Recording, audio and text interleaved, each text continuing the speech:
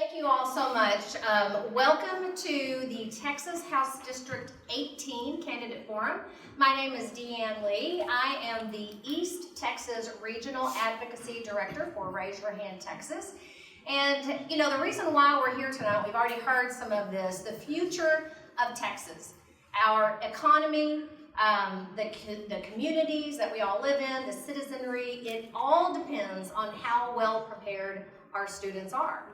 And so when we talk about students and the level playing field that they all deserve and equal access to a quality public education, really, you know, we believe this sign very much. The future of Texas is in our public schools.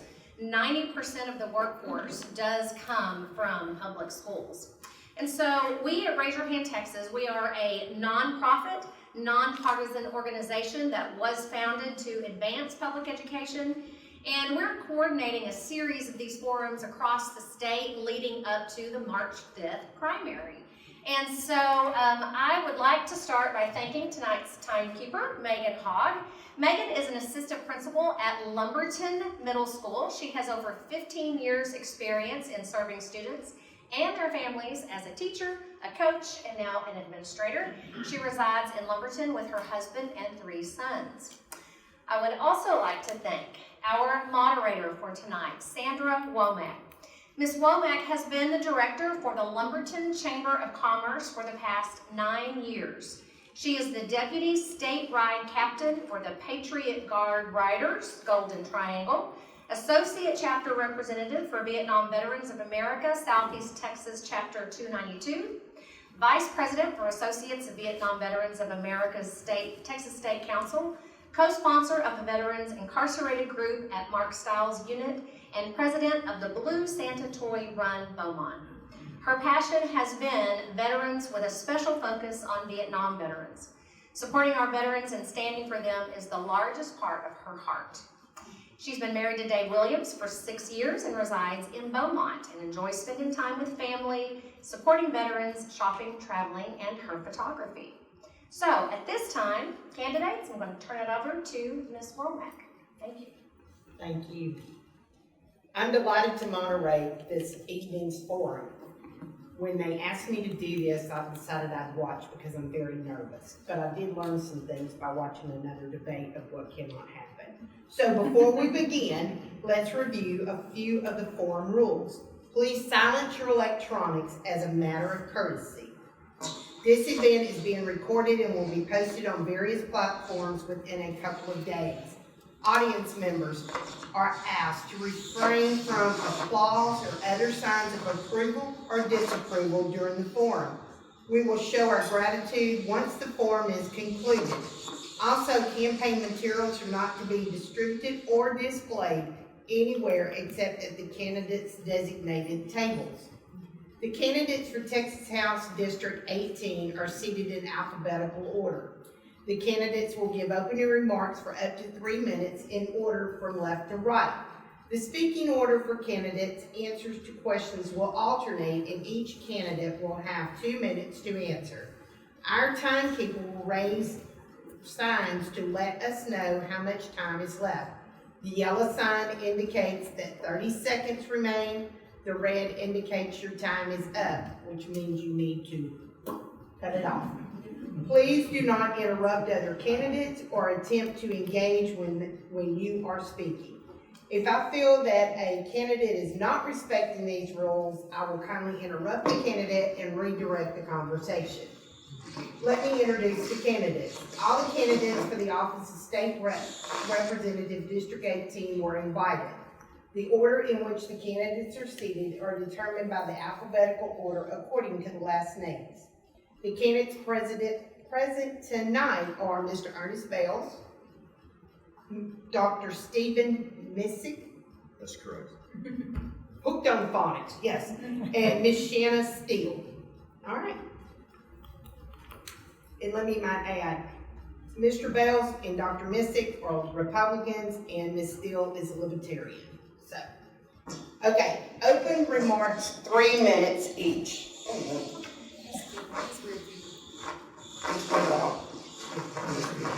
Each candidate will have up to 3 minutes for opening remarks. We ask each of you to tell us about yourself and your family's experience with Texas Public Schools.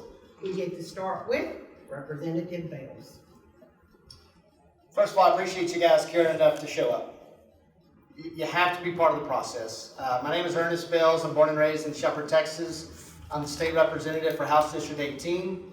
I've had the opportunity to serve in this capacity for 4 terms, 3 terms, Liberty, San Jacinto, and Walker County, and only recently, last term, was able to pick up Hardin County and East Montgomery County. Public education is what we are here in Middle East Texas. I have the opportunity to represent 17 schools. Those 17 schools have some of the fastest growing schools in the state of Texas and some of the most rural. The one-size-fits-all approach that we typically try to do in Austin and push down on the local level, it doesn't work. I've got my wife Courtney here, who's a teacher. I've been teaching for many years. My whole family's in education. I can tell you, each and every family get together. I hear about it. I get blamed for it. All of the good stuff. When I step away from the table and come back, they know exactly where they were at. But I tell you, my record stands for itself. Best advice I was ever given: respect the body and respect the process, and then also do what you said you were going to do. I have always said, and I've been very plain, that I support public education because it is an opportunity that our kids have to excel and be successful in life. And that's what I've done. So I will continue to do that. It's been an honor to serve, and I appreciate being able to be here and look forward to the questions. Dr. Missick. Hello, I'm Dr. Stephen Missick. I have 30 years of military experience. I got to go to Iraq twice. I spent 4 years on the border mission. I know the border very well. I think that's one of the biggest issues we're facing. But as far as education is important for me. I was a military chaplain, so I had to earn a master's degree, master's of divinity. And I want to work in education, in higher education, so I earned my doctorate.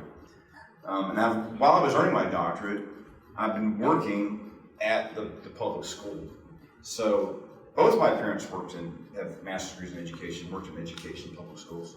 And I've taught every grade level from kindergarten all the way to 12th grade, every subject. And I like teaching. I especially like teaching kids and doing instilling morals in them and keeping them under control, but shaping them and educating them. I really enjoy education and working in that. I'm like Ernest Bailes here. I'm from Shepherd. He's born and raised there. I've been there for 30 years. I'm from all over. My family's traveled around. So I also pastor a church in Cleveland, Texas. That's what I'm doing right now. And through my military career, I started off as a combatant. Half of my military career as a combatant, half of it as a chaplain. And I think that everything we do, I think this is what Jesus Christ taught, is about loving, doing the right thing, but loving other people and caring about other people. That's the gospel. So I do. Look, if we have school choice, or they call it school vouchers, most parents are going to like to send their children to public schools. So no matter what happens, we need to support our public school teachers. It's difficult. I mean, the sacrifices that teachers make at the elementary school level. I mean, sometimes it's like, you don't get enough breaks, with the same kids all day long. And then we don't have enough teachers right now. We have a shortage, and we need to tackle that issue. Like you say in the sign, our children are the future. But in my congregation, we have people that homeschool. I'm 100% behind homeschooling. And also Christian schools. I taught in a Christian school for a while too. So education is very important, and I'm interested in supporting alternatives in education, but no matter what, we need to support our kids, we need to support our teachers, and support our families. So thank you, God bless you. Hello, I'm Shanna Steele. I'm running for House District 18 as a Libertarian. I'm currently a full-time student at University of Houston downtown. I'm studying for my bachelor's in international business. I did used to work in at a Head Start when my child was young. It was a good way to transition back into into employment. Well, when my daughter was young, she was really sick, so I had to care for her. I wasn't able to work. But when she started school, I started working at the Head Start that she went to, where she was able to learn and get the same type of therapy that she was receiving before she went to school. So I think that's important with schools. It was difficult for her though to transition because she wanted me to be right there in the classroom with her and show me everything that she was learning. So I think teachers are very important. I think I think they have a really difficult job playing mediator between politicians and parents to try to do what's best for the student. And I'm like an open book. If you guys have any questions, reach out to me. Thank y'all. Okay, we're going to start with the questions. This is probably really the hot seat part. The 88th regular legislative session and the additional 4 special sessions elevated numerous education policy issues at our Texas Capitol. Teacher pay, inflationary pressures, the $1.9 billion special education funding shortfall, rethinking our assessments and our accountability systems, and of course, the school choice or voucher debate. Unfortunately, all these major policy issues ended up stalling in our own hold until either a 5th called special session sometime in 2024 or the next regular special session in January of 2025. Texas entered the 2023 legislative sessions with historic budget surpluses. Over $33 billion was available coming into regular session. After funding $18+ billion for property tax relief, the state still has $18 billion remaining after updated budget estimates. In addition, the legislature set aside $4 billion in the state budget for school funding and $5 million for vouchers that will remain untouched until legislation is passed by both chambers. Here's your question. What do you think were the biggest public education accomplishments of the 88th regular session and special sessions? Dr. Missick, we start with you.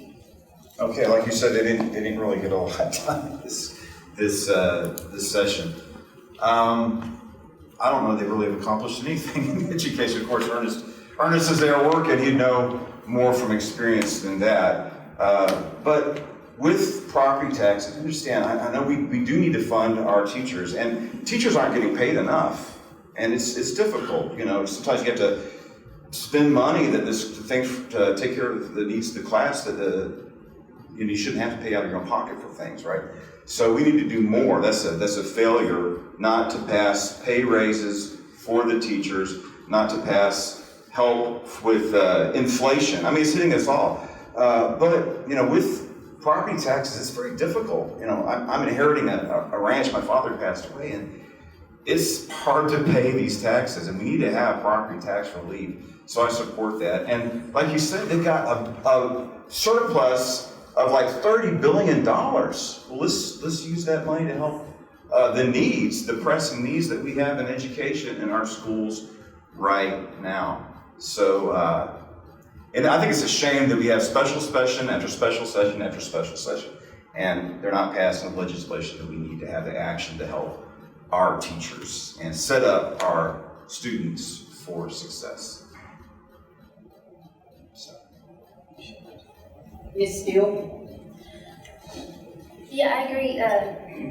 There's not a lot that they do, but when you have people playing politics, it's hard to get anything done.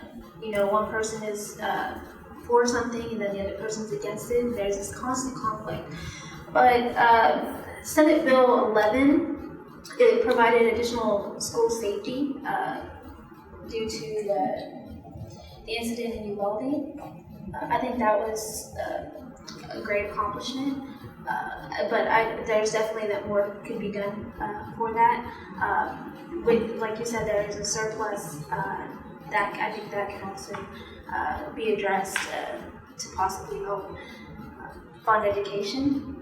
When I was running for lieutenant governor, I found that somebody filed a bill for House Bill 91, which would address those issues. I haven't looked up further on that, but it is definitely something that I would be interested in if elected, to eliminate property taxes but still be able to fund education. Representative Bailes.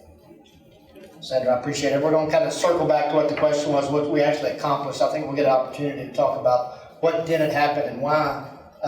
Probably the biggest thing was increase in the funding for school security. It wasn't enough. We know it wasn't enough, but I think the $2 billion, the $15,000 per campus for the officer, it helped. And then also the cost of living adjustment and the 13th check we've done for our retired teachers. So those were the few shiny things that we were able to actually accomplish during the session and the 4 consecutive special sessions. Okay.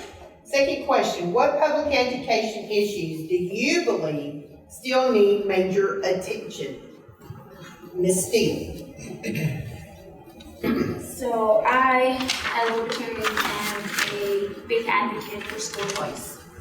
I've had issues with public schools in the past, and so with my youngest, I've decided to homeschool. I'm grateful that there's not a lot of restrictions to homeschool your child here in Texas. So I think that's very, very important. As for vouchers, I understand, that it's difficult, you don't want to privatize that, and these big corporations, that fund the politicians currently in office. Yeah, I get that, but I think we should look at where the school districts are thriving, such as Poland. One thing that they did was they made it illegal to charge a child tuition. I think if we tried something like that, I think that would be huge. It would help with eliminating property taxes as well as keeping the schools funded. The other thing that we could do that would help fund the schools and make it change would be, I know it might be a little controversy, but legalizing marijuana by adding to the current GDP by instituting a new product such as marijuana, then that it would also create it would keep Texas funded, or Texas education funded as well. I mean, if you look at it too, the United States, the way that we were able to thrive when we first became a country was because of tobacco. I think that if we did something like that with marijuana, I think that would be huge for our economy and as well as our public education. Thank you, Mrs. Steele. Rep. Bailes. School funding is our biggest issue. We fund public education somewhere in the norm of number 42 in the nation. We have been very effective with very little funding. That 20% that Don spoke about, it's hard to run any business and do an effective job of that, especially when we're responsible for educating every kid, regardless of disability, regardless of any handicap they have. They're put up against an impossible situation every day, and they've proven to be very effective. We've got to support our teachers. Every day we lose teachers from the profession because we are not able to pay them what it takes. We mentioned inflation, everything else. Those things were big key points that we should have accomplished during the regular session, then in the special sessions after that. We have to increase the allotment. We have to do teacher pay raises, and we also have to give schools the additional monies for school safety and security. We're really good about putting these regulations in place and then find a way to pay for them. Or we'll give you a little bit to pay for them, and then you have to figure it out after that. So I think public education is the biggest thing that we're going to be facing. Border security is huge, property taxes, but we'll talk about border security a little bit more, but I think we would not have the issues that we have in our public education system if we had a closed border right now. So, Dr. Missick? Thank you. I want to mention also it's kind of about the border in a way. I worked on the border mission for 4 years, the National Guard, and I was in the lower Rio Grande Valley, it's Brownsville, Laredo a lot, but in the later part of the Operation Lone Star, I went to Del Rio and Eagle Pass, and I passed through Uvalde, and it's such a little quaint little town out in the middle of nowhere, and it's shocking that I drive through there, visiting that community on the way to the border, and you have a school shooting there.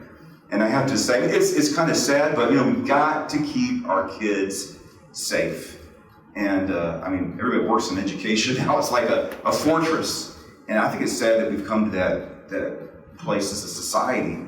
And to me, it shows that America is a culture of spiritual renewing and healing. We need the message of the gospel. People have compassion. Like, what are you getting at in your heart to kill defenseless people? We just had an attempted church shooting in Houston at Lakewood Church. So I think that maybe we need to bring the Bible and prayer back into school. We have our moment of silence, but I think that we need to turn to God. And that's part of the reason why I support homeschooling and Christian schooling, because I think we have to have the moral teachings in there. But be that as it may, I worked in the public school system, and I support public school teachers and the sacrifices they made 100%. I just think that we need to, as a nation, come back to God, but we also need to support all of our children, including those who are in the private Christian and homeschoolers. Thank you. Question number 3. House Bill 1 by Chairman Buckley during the 4th called special session was one of the House's landmark votes on school issues. The bill contains $7.5 billion for school funding, including funds for a $2,000 to $4,000 teacher pay raise. The bill also contained a voucher provision. This voucher provision was stripped by a vote of 84 to 63, and the bill was ultimately withdrawn. What is the path forward for providing public schools and teachers with additional funding? Dr. Missick, you're up next. All right. Well, as I was saying earlier, we don't have enough teachers in a lot of schools. And we need to incentivize and encourage people to go into education. Now, in the Army, what do? Well, they offer bonuses if recruitment's low, and student loan debt forgiveness. And maybe we need to have programs like that for our teachers. But I believe that our teachers need pay raises, and maybe that'll encourage more people to go into education. Like I said, it's difficult being a teacher. It's very taxing, and the teachers make a big impact on the future, right, on our children. And we need to find more ways to support our schools and education. I was happy to see that. I do support school choice, honestly, but I was glad to see legislation passed to give teachers bonuses in school, pay raises, and we need to do more of that, I believe, to encourage more people to go into education and take care of our kids. And that's our future, and create more opportunities for our children to succeed. Ms. Steele. Like I said before, I do agree with school choice. I think one way we can help would be to reduce administrative staff and reduce overhead. And then also raise money through private philanthropy.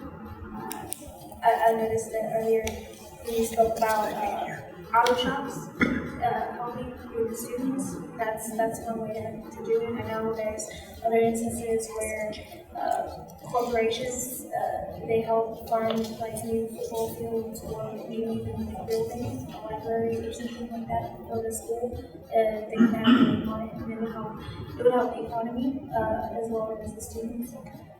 Also, like I said before, one way to raise money without raising property taxes would be to increase GPP. Thank you. Representative Bailes. Ms. Shanna, will you take a moment and read the question one more time? Sure. The whole one or just the last part of the Last question? Okay. What is the path forward for providing public schools and teachers with additional funding? That has to be done legislatively. Yeah, I was thinking. I don't think it's on. We think the battery's not died. I'm trying to. Just have to. Can you guys hear me okay? Yeah. I'll speak up a little bit. So that's why I want to go back to the question. I mean, that has to be done legislatively. We had the means in place to get that done during special session. Like I said, vouchers were pulled as an amendment. They should have never been part of the school funding bill. They were never part of the school funding bill. There were several standalone bills that were heard in committee. Not a single one of those were ever brought up for a vote in the committee because they didn't work. They didn't add up. They weren't fiscally responsible. There was no practical application. There was a whole lot of holes. They sounded really good, but they didn't work. So with that, we have to make sure that we elect individuals who will stand their ground and not be threatened or bullied into a vote, and make sure that when they take the vote, it's what's best for their district, not what they're told by someone else that they have to vote for. That's the biggest thing. I mean, as we go forward, this is going to be the most important election that we have for public education. We can stand idly and let this happen.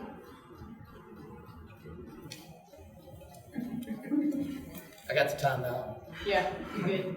I'm gonna pause it. I'm gonna figure out. Do I pause or keep going? Go ahead. Go ahead. You speak loud. We have to vote, and we have to support our kids. That's as simple as it gets. And we have to make sure that we stand behind what's best for our district, and that we have individuals from the local levels all the way up to the very highest positions in the state that support our kids in public education. That's where the buck stops. Thank you. Teacher workforce. Background. Prior to the last session, Governor Abbott asked the Texas Education Agency to establish a teacher vacancy task force. Texas has almost 400,000 teachers in the state. In the most recent Charles Budd Texas Teachers Statewide poll, 75% of the teachers said they were considering leaving the profession, a 20% increase from just 3 years ago. One of the top priorities for the next legislative session should be how our schools attract, retain, and train our Texas teacher workforce. So the question is, what do you think is the largest obstacle for schools in attracting and retaining teachers? Hint at pay, workplace culture, overemphasis on state tests. What can be done at the state level to fix some of these pressing issues? Representative Bailes, you're up.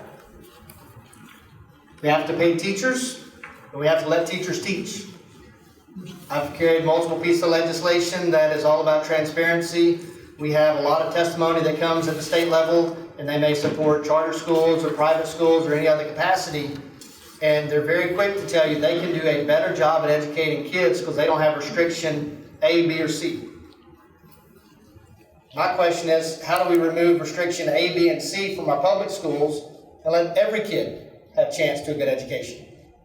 We've got to support our kids. We have to support our teachers because they are the lifeblood of a public education system and giving the kids the tools that they need to be successful.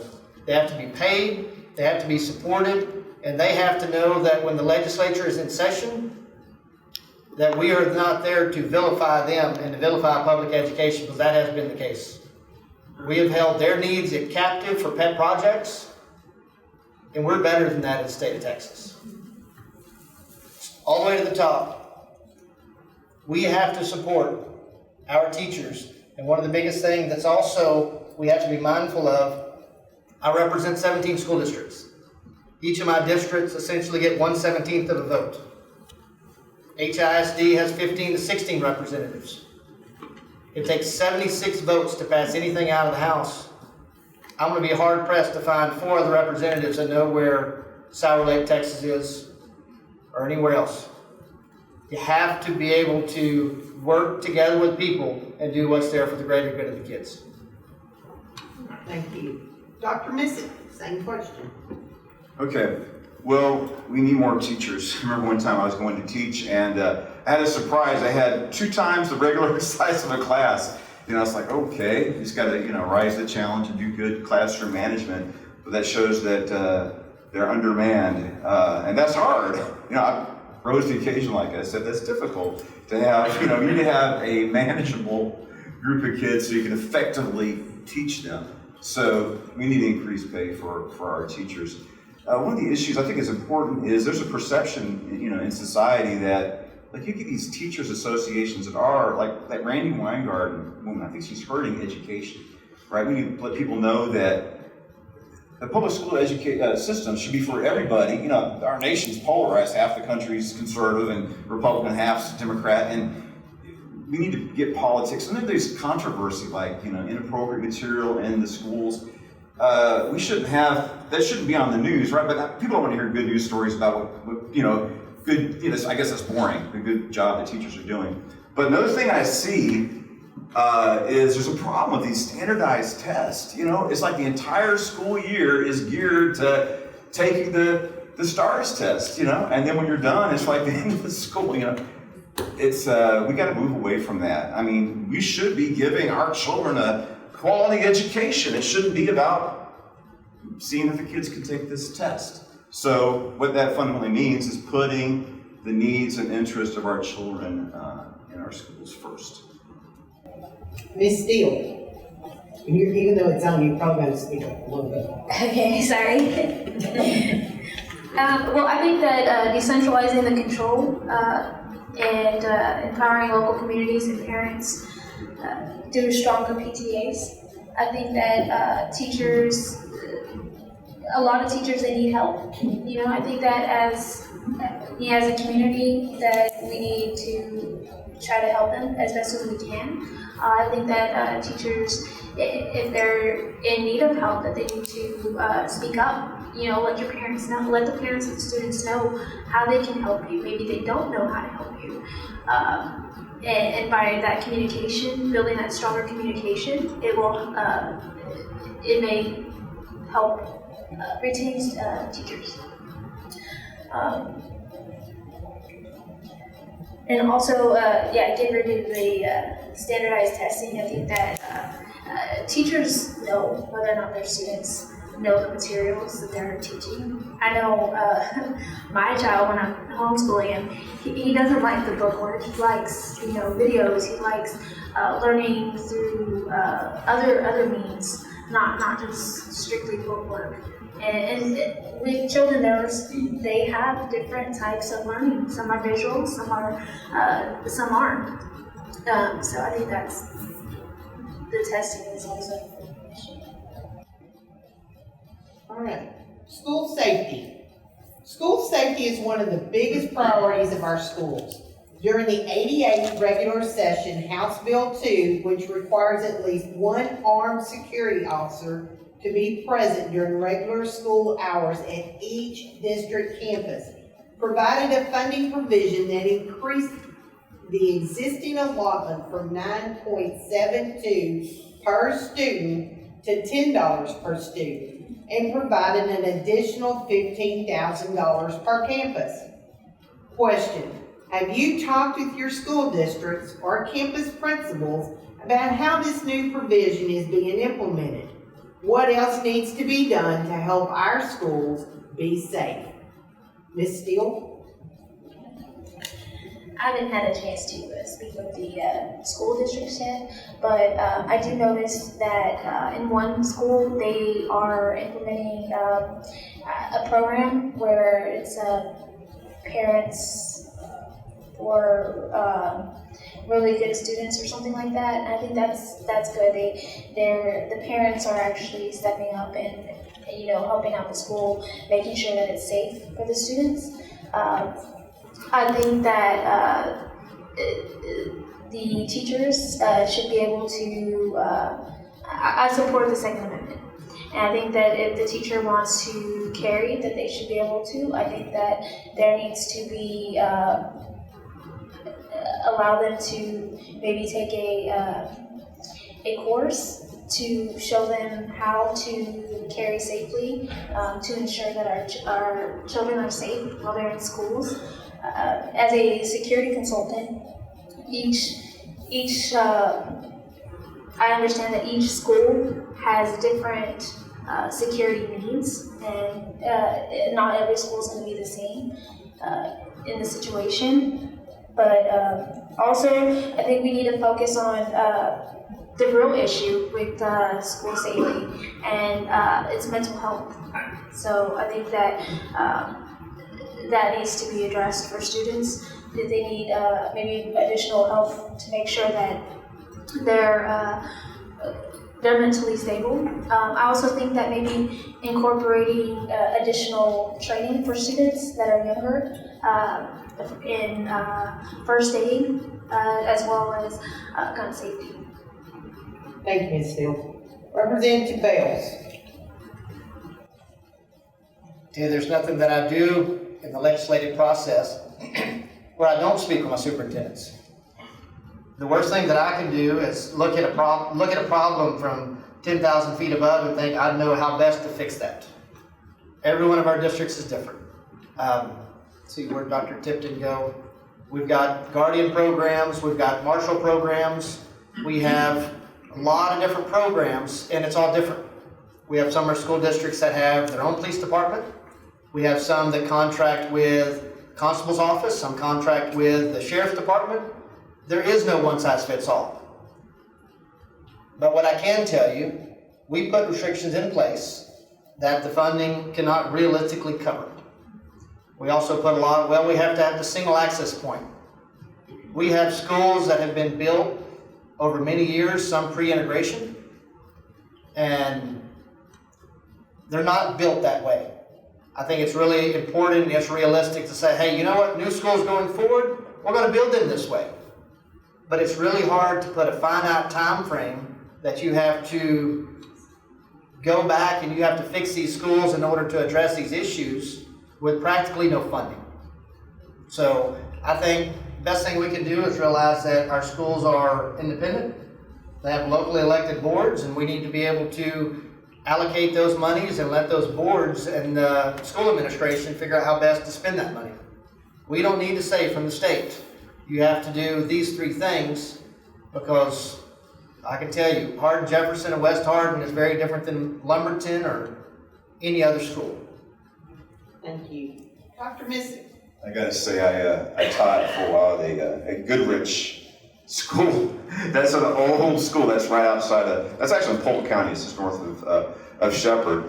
And that school building's probably older than I am. And that's gonna be hard actually that building's like elementary, junior high school, and high school in one complex. So I can see the difficulty, but I mean, you never know where the next school shooting is gonna be. So we need to help these schools have the security they need, because you don't want to be that school. We want to make sure that all of our kids that are sent to school come back home safely. I think, actually, I agree with Ms. Steele with concealed carry, but the teachers have to be trained and certified on a weapon.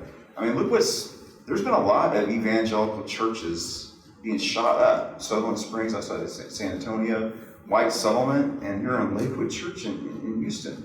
And with White Settlement, what happened is there are some deacons and elders who concealed carry. They're able to take that out, so that shooter out. So security first, and if that's a way to make kids more safer, is to have some teachers armed. Because what happened in Uvalde, I don't even understand it. We had, just letting that man run amok in there, and hopefully we're gonna have lessons learned where something like that doesn't happen again. But of course, like I said, we've got to take care of our kids. It should be a very, very safe environment. And I've seen it, working in public schools, I've seen increased security. I think it's kind of sad, because I wish it was a more safer culture, but that's not the world we live in. We need to keep our kids safe. Assessment and accountability. There has been a lot of discussion about the overemphasis on tests in recent years. Our current A through F accountability system is entirely based on STAR to rate our schools at the elementary and middle school levels. In February, the Travis County District Court will decide whether or not to allow TEA to move forward on new college career military readiness rules that will drastically improve the overall ratings of campuses and school districts. The question, should our accountability system be so dependent on STAR or any other standardized test? What factors of school quality would you like to see included when rating our public schools? Dr. Missick, you're first. Okay, well, I think we do have an dependence on stars. As I said earlier, it's sad to see. It's like the whole school year is revolving around taking the STARS test, and it's like looks like in certain schools once they've taken the STAR test, it's part of the time for the last few weeks of school. So it's out of control, and we need to move away from the overemphasis on that. But I was teaching at a school where I don't know if every single student, maybe they should go to trade school and develop different careers, but it's good to encourage our young people, where are you going to go to college? And I've seen certain schools working towards that. That's good. Also, as a military person, my 3 years military, I think it's good to have the JROTC programs, and I think they're doing a lot of good. And, as a local pastor, they had, come to the schools, and I think it's good to have us go and walk through the schools and meet our teachers and pray with them. And so I was able to go and interact with them, including the JROTC instructors. And I think it's good to engage the students that way and set them up on an academic or another career path. So I think that's a good way to do it, set up the kids for their future. Instead of focusing on, let's pass this test now so we can get a good grade for our school. The education that kids get should be high quality enough without having to worry about the STARS test. Ms. Steele. Can you repeat the question? I can. Should our accountability system be so dependent on the STAR or any other standardized test? What factors of school quality would you like to see included when rating our public schools? So, no, I don't think it should depend solely on testing. I think that our student, it needs to shift towards our children learning critical thinking and positive development. I also think that I think we'd be able to see it in the field when the children get to an age of employment and see how that would work. I mean, like I said, the teachers know what's best for the children. They're with them, during 8 hours a day. It's 5 days a week. A lot of times, sometimes the teachers know more about a child than their own parent. So, I mean, I think it's the teachers should know what the child needs when it comes to learning. Ernest Bailes, do I need to repeat the question? The answer is no. The problem with high stakes testing and how we do our school accountability system is the goal line keeps moving. The biggest thing is if we are going to rate and rank our schools, you have to be able to tell them ahead of time exactly what the metric is going to be and how that's going to be done. And that should never be shifted in order to meet a political agenda. And that's actually what has been happening. So as we want to show that public education is ineffective, so we have to show that based on the scores. So at actually carried legislation, we've looked at a lot of different ways to try to make sure that if we're going to have testing, let's only test based on the federal requirements. The state should not have a ton of additional requirements. Also, we need to have it to where our young kids are going to the computer lab sometimes weekly or every other week. We need to have it to where it's a cumulative test to be able to best identify what the needs of that child is. Because as it currently sits, we teach all year for that test, and then we don't actually get that information until the end, and that teacher's not in the capacity to be able to help correct the needs of that kid. So it's not a good system. It should have never been put in place. We do have to have accountability in some shape, form, or fashion to know where we're at, but I think we need to also, rather than TEA, we keep constantly expanding their rulemaking authority. A greater authority needs to be done to our local schools and our local boards so that they can best identify what the aptitude of those children, those kids are, and be able to meet that accordingly. School funding and state budget. The legislation has held state funding levels for schools without any increase to the basic allotment since 2019. Double-digit inflation over the past 4 years has placed pressure on our schools. This school year, the federal stimulus funding runs out and must be obligated if there is any remaining in schools' account. The question is, have you talked to your school districts about what they are doing with their federal stimulus funds? If so, how are they using those funds to address learning loss? What are your schools going to do once the stimulus funds run out? Ernest Bailes, you're up first. I have had the conversation. A lot of that's actually going to increase in staff and increase in technology to help bridge that gap post-COVID. I think as the funding runs out, if we as a legislature have not acted, though we should have acted in order to bring those funding levels back up, they're actually going to have to shift from the federal contribution of those funds back to what their state 20% budget is, that or have to cut those programs. That's an unfortunate part. I mean, our kids need the help. We need those services to be able to help our kids, but we as a state have been ineffective in order to get that funding where it should be. Dr. Missick. Well, we have that budget surplus, right? So that money should go to, they have it, they should go to the schools, especially if this about to expire was given for COVID. So we do need, like I said, we need to take care of our schools and make sure that they're taken care of. And these, like we said, the technology, I've seen it in the schools. I haven't gone and talked to I have talked to the school superintendent, school security. At the Ministerial Alliance, they came and talked to us, so they're informing us, the local pastors, what's going on. So that I have been talking to them, honestly. Of course, I'm focusing on the church, but I'm still working to a limited degree in education. So Cleveland, I live in Shepherd, but I'm pastoring this church in Cleveland, and we have a lot of challenges because of the Colony Ridge issue, and the community's growing where we just don't have the resources to take care of it, so it's kind of a crisis. So yeah, we have a particular crisis in my area where I live and minister.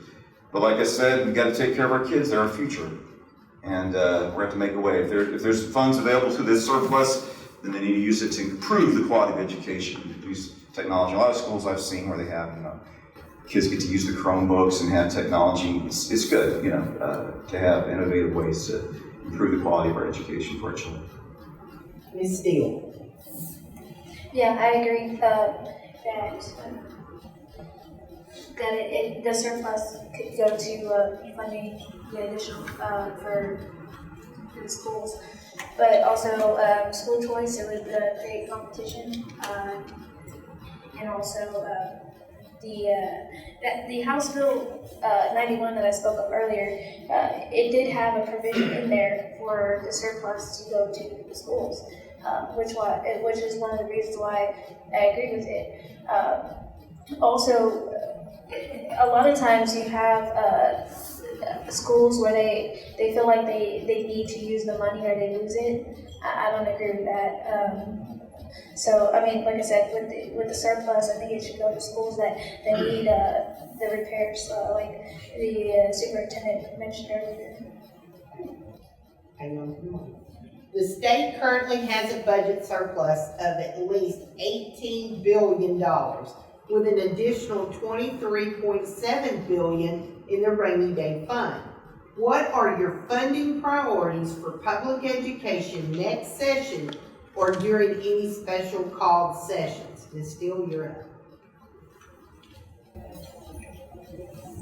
Well, like I said, school choice, one of the suggestions with the Governor President and the Libertarian Party is that they suggested that school choice be tied to teacher pay. I think that would be important. And I also think that allowing students to have additional resources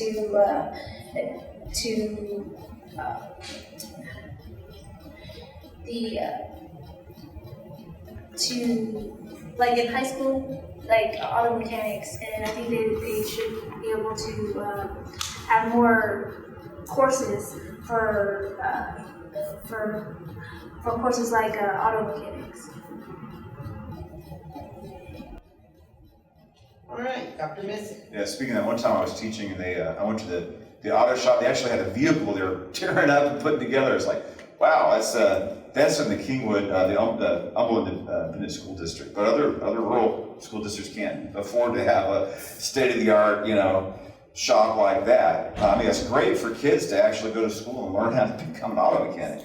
That's good. But right now, the crisis is we don't have enough teachers, so we need to encourage people to go into education. And like you're saying, people are quitting. So that's the number one thing is recruiting new educators and incentivizing, giving them bonuses and pay raises. So I think I do support school choice because I think it's going to create exciting new opportunities for parents and improve the quality of education. I think 13 states have school choice, and of course, it's controversial. So you hear stories, it's succeeding in this state, and if Texas did it, we'd have this success too, and people say no. But it's a political issue. So when it comes down to it, so what do the voters want? I guess let me determine this year, and they're saying that 80% of voters in this district want school choice. But still, if we have school choice, like I said, probably 85% of parents are going to choose to send their kids to public schools. So we need to support our public schools, our public school teachers. And like I said, we need to incentivize and encourage our people to go into education. Ernest Bailes. I think it's pretty simple. We actually go through and we pass legislation which should have been passed during the fourth special session, which was actually pulled down because vouchers were removed. Teacher pay raise. We have to take care of our teachers. We have to give them the quality of life and also be able to recruit with that to know they will be taken care of. We have to increase the allotment. We have to better fund school security. And then we have to be able to bridge the gap for our special education and the additional needs for those kids and better fund that. That's where we're at. Okay. Well, this should give y'all a little bit of room to breathe. This is our last question. Pre-kindergarten education. During the 85th legislative session in 2019, Texas made great strides to increase funding for pre-kindergarten instruction, expanding the amount of money in qualifying enrolled for full-day pre-kindergarten, yet Texas still does not have a universal pre-K system in place to provide free pre-kindergarten for all students who apply for public education. Believe it or not, I did read this sentence 100 times over, but it's still hard. The question is, would you support increasing funding and opening up admittance to all students to participate in full-day pre-kindergarten? If yes or no, why? Ernest Bailes, you're first. I think first we need to better fund public education to kids that we have. With that being said, we have very low socioeconomic demographics. We've got a lot of poor kids. They've not been read to in the homes. They're not growing up in a household having a conversation with a parent who has a proper education. They're not giving those opportunities, so when they come to kindergarten and they've never been taught anything prior to that, and then all of a sudden we're holding schools accountable at a third grade test, it puts them in an impossible situation.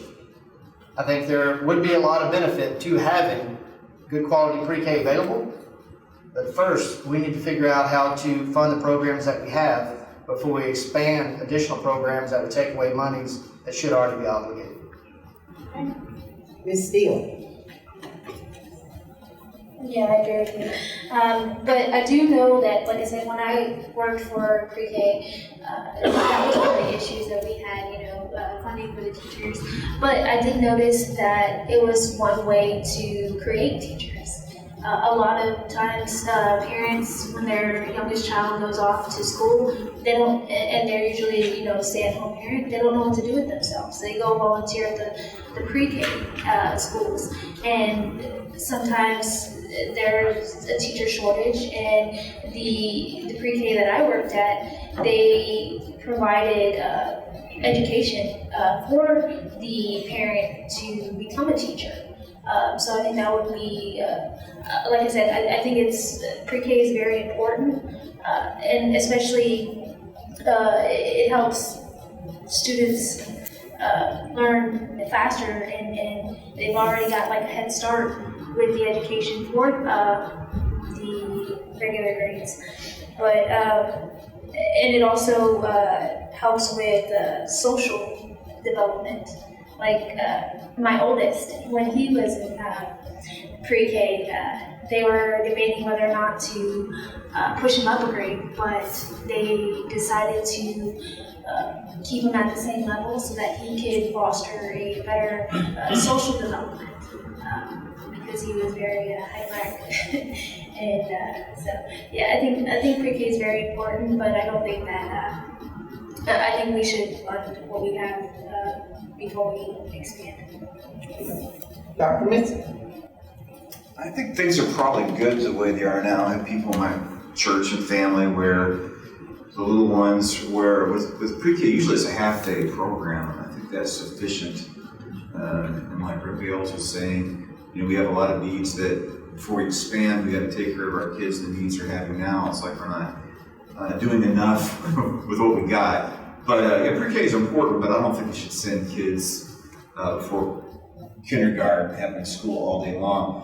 I believe, if you look at our country, families are falling apart, and I think this is part of the thing about spiritual renewal. The Bible says God created the male and female, and the two become one flesh and create a family. And kids need to be with, home with the mom and have the dad there taking care of them. That's the foundation of society. We see it, our social structure is tearing apart. So it's good for our kids. So take them away from the mother too early. Let the child stay with their mom, at home as long as possible. I think pre-K is a good program the way it is now. We're going to go and have some fundamentals, and then start school in earnest in kindergarten. So that's my feeling on the matter. Since we went through all the questions, now we're down to closing statements. Each candidate will now have 2 minutes for their closing statements, and we start with Mrs. Steele. So, like I said before, I do support education. I think it's very important for our future. I think that it's important to support the teachers and the work that they do, because they do have to play mediator between politics and parents, and make sure that they're doing what's best for the children. I think that by increasing GDP, we can eliminate property taxes and still fund our schools. Okay. Next up is Ernest Bailes. I support public education, always have. That's what's important. I do that by having a conversation with you guys as people who work in the schools, our administrators, our locally elected school boards. It's my job to support you guys because you know what best you need. The last thing that you need from the Texas legislature or a local representative is someone who does what they're told by a billionaire or someone out of state who has their own interest in mind, not yours. So I've proven that I will take the hard votes. I'll do what I have to. The consequence of taking those hard votes or the campaign and the amount of funding that's against me right now, it is worth it because that's the job I was elected to do, and I will continue to do as I go forward as our state representative next session. I think we need to put the needs of our students first. I remember I was teaching in a school district, and there was a school, I understand there's a lot of challenges there. The principal was a good man, he's doing the best he could. Teachers are working real hard, but it's not conducive to academic excellence. And I think that if you have a student that is good in academics, that's not the best environment for them to reach their full potential. Maybe they had an opportunity, especially with the lower income, to be set in a better path for success. So I do support school. I agree with Ms. Steele here that we have bad policies coming from Washington. We need to have fiscal conservative Republican policies that create a prosperous America. Since we have this double-digit inflation, it's hurting our schools, this terrible economy. And just remember, before COVID, under Trump, we had one of the best economies in my memory. And we need to have prosperity because prosperity creates opportunity, and I think fiscal conservative and Republican Party can create opportunities to a vigorous economy. I also want to say, I have classroom experience in every grade level, and I can empathize with the situation of teachers because I've worked in public education. So I think that's important to have somebody who has classroom experience, there's classroom experience in there, that understands the challenges in the public school system and wants to improve things and help our teachers who make such great sacrifices to improve the lives and quality of our children and create our future. That's what parents are doing, right? I mean, teachers are doing it, forging a new generation for hopefully setting them for success. So, thank you. This concludes our candidate forum, but I'm going to take a point of personal privilege and thank all the educators here, those that are not educators that came to hear what these three individuals. They're going, whoever you vote for, number one, get out and vote. That is your right. Veterans have fought and died for our rights over the years. Do not sit behind your desk and do nothing and then complain later. Don't do it. So, now that my personal privilege is over, let's show our gratitude to our candidates for their